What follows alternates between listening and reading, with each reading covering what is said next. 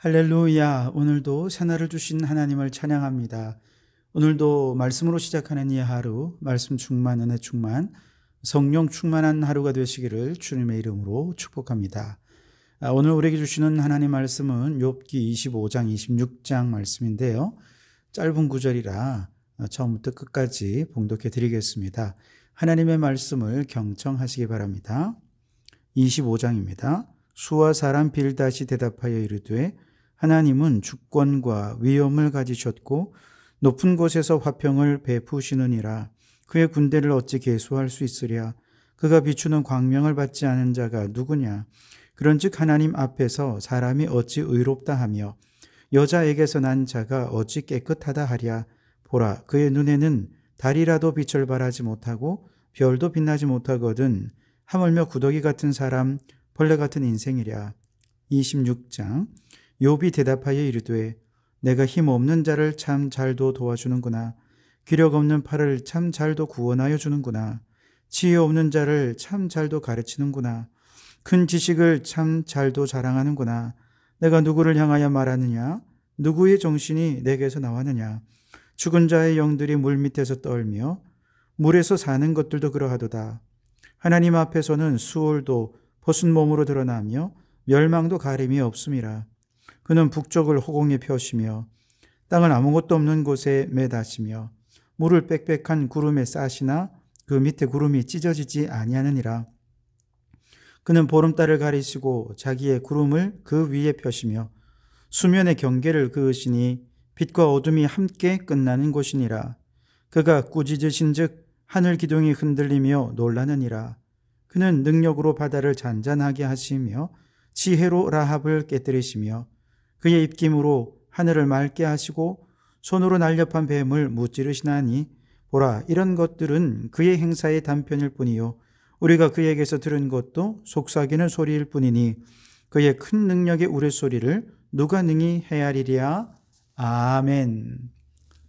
오늘도 이 말씀을 통해 우리에게 주신 하나님의 음성을 듣게 되길 바랍니다. 욥의 친구들이 이제 세 번째 자신의 주장을 펼치는데요. 그런데 이제 그들의 주장이 한계에 다다른 것 같아요. 빌닷이 이제 세 번째 주장을 펼치는데 25장의 빌닷의 논리는 굉장히 짧습니다. 말이 짧아졌다는 것은 이제 더 할 말이 없어졌다는 의미가 아니겠습니까?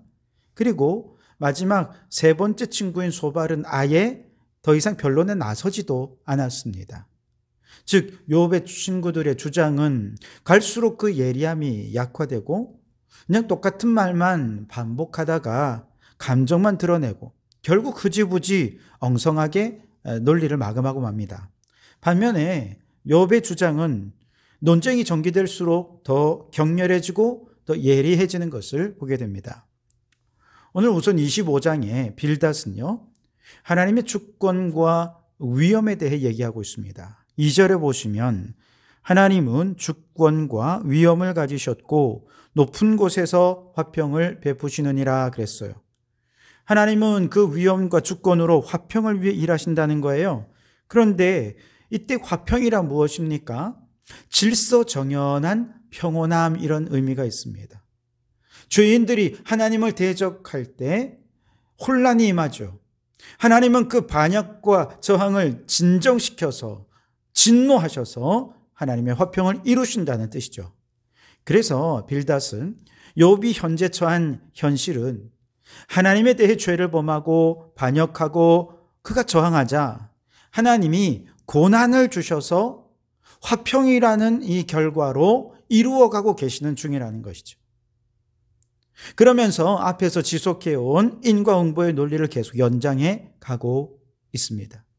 그 다음에 인간의 경건은 허무하다라는 주장을 하는데요. 4절에 보시면 그런즉 하나님 앞에서 사람이 어찌 의롭다 하며 여자에게서 난 자가 어찌 깨끗하다 하랴라고 이야기합니다. 하나님의 절대적인 의의 기준 앞에서 모든 사람은 의로움을 주장할 수 없는 죄인입니다. 그런데 욥이 스스로 의롭게 여기고 나는 죄 없다 그렇게 얘기하니까 이건 죄 중에서 가장 큰 죄라는 거죠. 그러나 욥은요, 자신이 하나님 앞에 절대적인 의인이다 이렇게 얘기한 적이 단 한 번도 없습니다. 자신이 혹독한 재난을 당할 만큼 아주 특별한 죄를 직접적으로 짓지는 않았다라는 의미에서의 의로움을 주장한 적은 있지만, 자신은 절대적인 의로운 자이기 때문에 하나님이 내게 이런 권한 주시면 안 돼, 이런 의미는 아니었다는 것이죠. 그런데 욥의 친구들은요, 욥의 고난의 현실에 대해 전혀 이해하지도 못하고 공감하지도 못하고 그저 욥이 절대적인 의로움을 주장한 것이다 왜곡하면서 욥에 대해 아주 교만하고 패역한 자로 낙인 찍으며 비난과 정죄를 일삼는 것이죠. 5절과 6절을 보시면, 보라, 그의 눈에는 달이라도 빛을 발하지 못하고 별도 빛나지 못하거든 하물며 구더기 같은 사람, 벌레 같은 인생이랴. 여러분, 달과 별은 하나님이 창조하신 피조물 중에 고귀하고 아름다운 모든 피조물들을 상징하는 것이다 라고 할 수 있겠습니다. 아름다움에 빛이 나죠. 고귀함에 빛이 납니다. 그런데 이 세상의 달과 별도 태양 아래 있으면 그것이 더 이상 빛을 발하지 못하는 것처럼, 달과 별이 아무리 고귀하고 아름다운 피조물이라 해도 하나님의 거룩하심과 전능하심 앞에 비추면 그 어떤 것도 빛을 발할 수 없다는 것이죠. 마찬가지로 이 세상에 수많은 사람들이 있고 고귀한 인격과 아름다운 인품으로 살아가는 사람 많지만 그 누구도 하나님 앞에서 의롭다, 흠없다, 순결하다 이렇게 말할 수 있는 사람은 아무도 없다는 것이죠. 그러면서 그가 하고 싶은 얘기는, 그렇게 밝은 달도 별도 하나님의 빛 아래서는, 그 영광 앞에서는 빛을 발할 수 없듯이 하물며 우리 인간이란 존재는 벌레 같은 인생, 구더기 같은 존재로서 정말 심판받지 않으면 그저 감사해야 할 정도의 존재, 무의미하고 무가치한 존재들이라고 얘기하는 것이죠. 여러분, 이 말은 맞기도 하고 틀리기도 해요. 왜냐하면 하나님 앞에서 모든 사람은 죄인이면 틀림이 없습니다. 그러나 이렇게 하나님을 높이기 위해 인간을 폄훼하는 것, 그것도 잘못된 거예요. 왜냐? 피조물인 인간도 누가 만드셨습니까? 하나님이 창조하셨잖아요. 빌닷은 욥의 교만을 혼내주려 하다가 하나님이 만드신 피조물을 모욕하면서 인간을 창조하신 하나님 자신을 모욕하는 결과를 낳게 되고 만 것이죠. 자, 결국 욥의 세 친구의 이 논쟁을 정리해 보면, 그들은 하나님에 대해 정말 열심히 공부하는 자들이었지만 하나님에 대한 지식이 편협했습니다. 이 세상에 불예측적이고 우발적이고 상호보합적으로 서로 뒤섞여 있다는 사실에 대해서 지식이 부족했습니다. 다시 말해 하나님에 대한 지식도 세상과 인간에 대한 지식도 부족하다라고 하는 것이 그들이 스스로의 논리를 통해서 만들어낸 논리적 모순이 드러나게 된 것이죠. 그래서 여러분, 우리 성도들은 하나님에 대해서도 알아야 하고 세상에 대해서, 인간에 대해서도 알아야 합니다. 한 손에는 성경을 들어야 하지만 다른 한 손에는 신문도 들어야 합니다. 한쪽 귀로는 하나님의 말씀에 귀 기울이지만 다른 한쪽 귀로는 고난당하는 이웃들의 아픔과 탄식도 들어야 합니다. 그래서 하나님께서는 우리에게 두 개의 손을 주셨고 두 개의 귀를 주신 것이죠.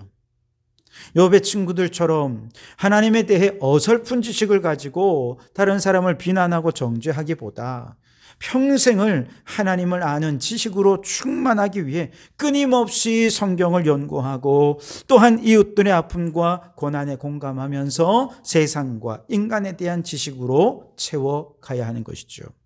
이처럼 양쪽에서 오는 지식으로 충만한 성도들은 이제 한 손에는 복음 들고 다른 한 손에는 사랑을 들고 이 복음으로 세상을 정복하는 자가 될 수 있는 줄 믿습니다. 바라기는 우리 모든 성도들이 이렇게 하나님에 대한 분명한 확신을 가지고, 그리고 이 세상 사람들의 고난당하고 고통당하는 현실에 주님의 사랑을 들고 가서 그 사랑으로 세상을 정복하고 복음으로 세상을 정복하는 성도들이 되시기를 주님의 이름으로 축원합니다.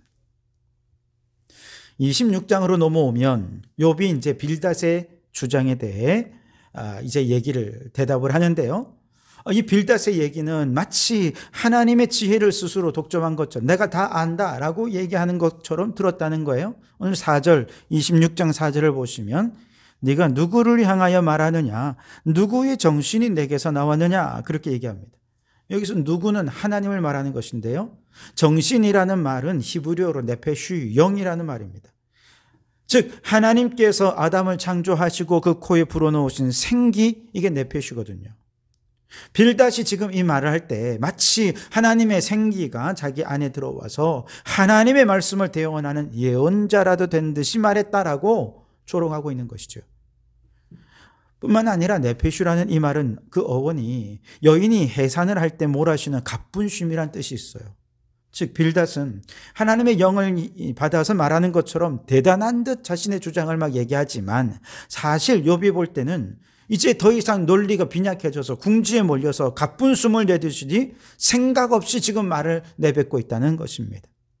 왜냐, 그의 말 속에는 하나님에 대한 지식도 부족하고 세상과 인간에 대한 지식도 부족한 채 배려도 숙고도 성찰도 없이 그냥 말을 내뱉고 있다고 본 것이죠.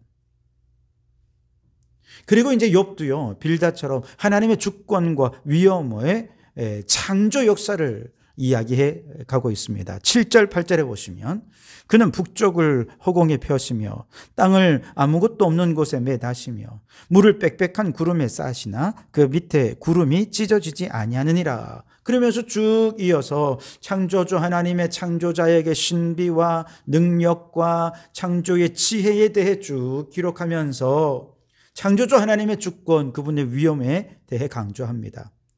자, 그런데 욥이 지금 하나님의 주권과 위엄에 대해 강조하는 것은 빌닷의 주장과 완전히 다릅니다. 빌닷은 하나님의 주권과 지혜에 대해 다 아는 것처럼 욥에게 대하면서 욥을 비난하고 정죄했지만 욥은 오히려 온 만물의 창조주이신 하나님의 지혜와 능력과 주권을 인간은 결코 다 알 수 없다는 거예요. 그 무궁무진한 하나님의 지혜를 어떻게 내가 다 알았다라고 말할 수 있냐는 것이죠. 그럴 수 없다는 것이죠. 그럴 수 없을 정도로 우리 하나님은 위대한 하나님이십니다. 14절에 보시면 보라, 이런 것들은 그의 행사의 단편일 뿐이요 우리가 그에게서 들은 것도 속삭이는 소리일 뿐이니 그의 큰 능력의 우레소리를 누가 능히 헤아리랴 그랬습니다. 하나님에 대해 아는 건 우리가 단편적인 거라는 거예요. 마치 여러 명의 장애인들이 큰 코끼리를 만진 후에 자신이 경험한 코끼리가 전부인 것처럼 우긴다? 이거는 말이 안 된다는 거죠. 마찬가지로 우리가 그 크신 하나님에 대해 내가 좀 알았다, 이해했다 한들 그것이 하나님에 대한 단편적인 지식인 뿐이기 때문에 하나님에 대해 내가 다 알았다 이렇게 얘기할 수는 없다는 것이죠. 우리가 하나님의 소리를 들었다 한들 그것은 겨우 속삭이는 소리만 들었을 뿐이라는 것입니다. 그러니 내가 알고 있는 하나님에 대한 지식을 가지고 이 세상은 너무 공의롭지 못해, 이 세상은 너무나도 악해, 함부로 얘기할 수 없다는 것이죠. 예를 들어, 아주 극단적인 예를 들어서 전쟁의 참화 속에 있는 사람들은 하루아침에 사랑하는 가족을 잃었죠. 불구의 몸이 된 사람도 있고요. 건물이 다 파괴되고 집도 무너져서 희망을 잃어버렸습니다. 그들은 하나님을 원망할 수 있어요. 하나님 왜 하필 내게 이런 고난을 주십니까? 하나님이 계시다면 어떻게 이럴 수 있습니까? 마치 전쟁이라도 난 것처럼 갑작스러운 고난으로 인해 삶이 초토화되어 버린 사람도 비슷하게 하나님을 향해 원망하죠. 하나님은 사랑이 없으셔. 이런 잔인한 하나님이라면 나는 믿고 싶지 않아. 그렇게 저렇게 이야기를 하지요. 그러나 여러분, 우리는 이런 모든 상황 속에서도 하나님에 대한 지식을 결코 포기해서는 안 됩니다. 하나님에 대한 지식을 그 속에서 알아가야 하는 것이죠. 종교개혁자 장 칼뱅은 기독교 강요의 가장 첫 부분에서 우리 성도들이 배워야 할 가장 중요한 지식은 하나님에 대한 지식과 인간에 대한 지식이다. 그 얘기하면서 우리는 도무지 하나님을 알 수 없죠. 하나님에 대한 지혜를 전혀 포착할 수 없는 우리이긴 하지만 그럼에도 불구하고 하나님에 대한 지식을 끊임없이 추구해 가야 한다.